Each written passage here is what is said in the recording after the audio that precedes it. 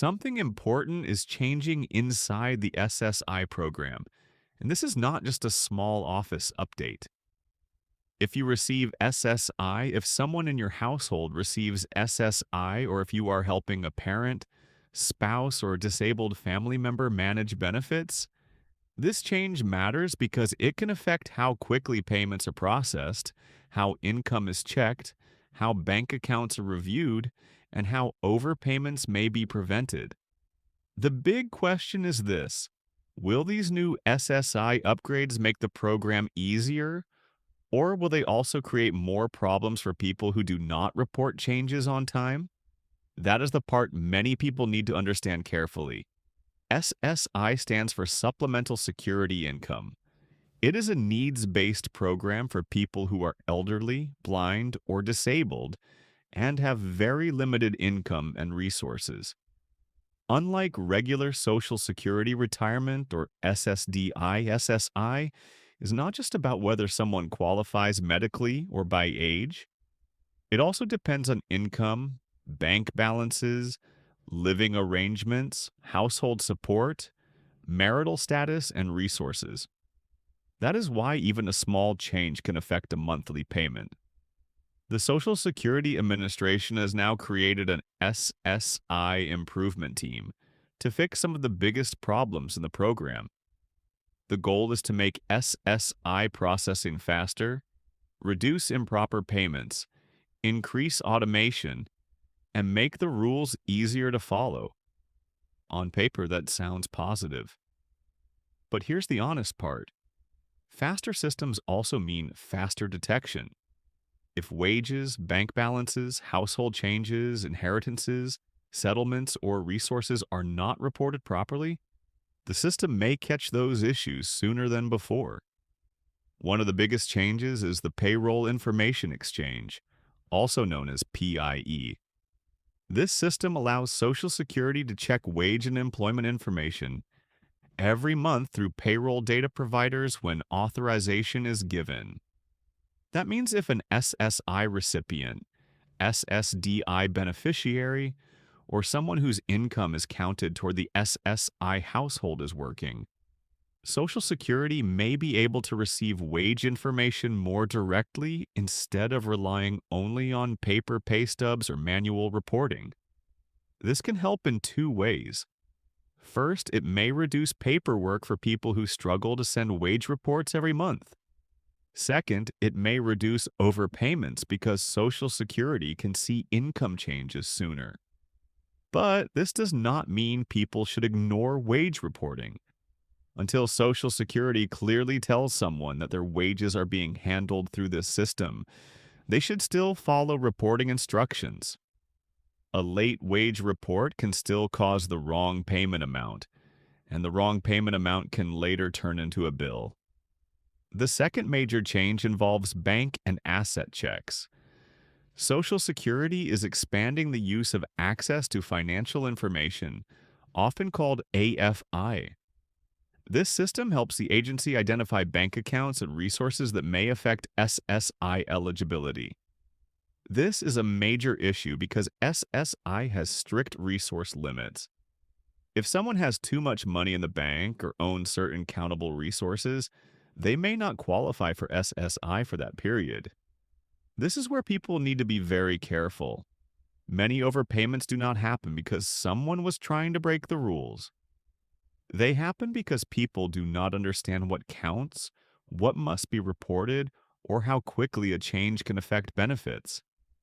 For example, an inheritance, a settlement, a large deposit, a second account, or money held for someone else can all create questions.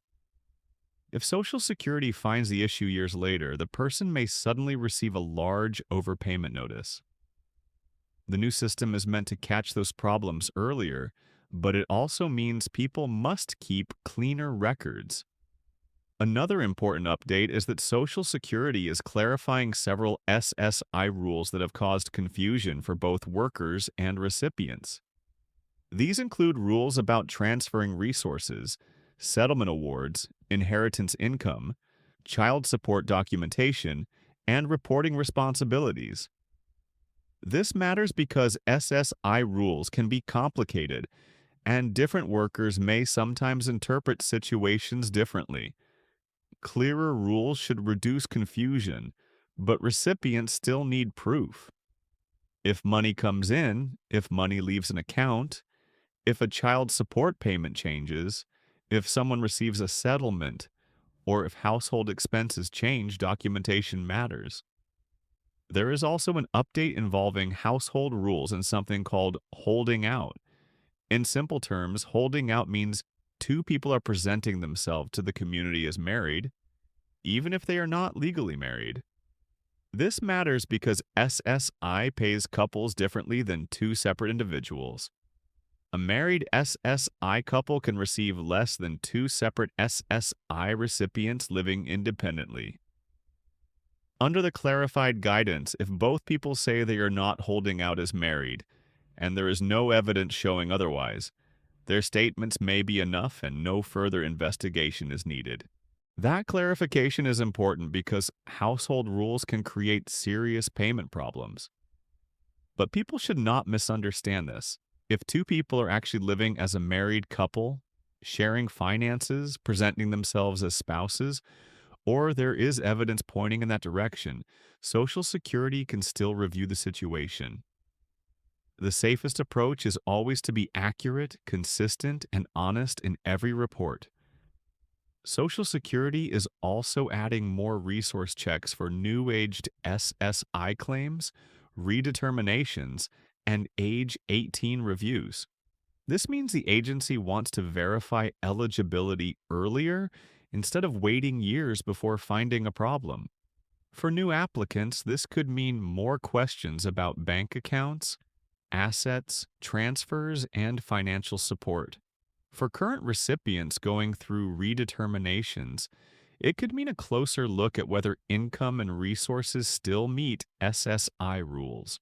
For young people turning 18, it means eligibility may be reviewed under adult standards and records need to be ready. Another big direction is digital communication. Social Security is encouraging people to use the Upload Documents feature through a My Social Security account when available. This can reduce delays, avoid lost paperwork, and make it easier to submit proof. But this is also where many seniors and disabled people may struggle. Not everyone is comfortable with online accounts, passwords, identity verification, or uploading documents. Anyone who needs help should use a trusted family member, local library, senior center, disability advocate, or Social Security office support. The important thing is to keep copies and proof of submission. Now here's the practical takeaway. These SSI upgrades may help reduce delays and prevent large overpayment bills, but they also make the system more data-driven.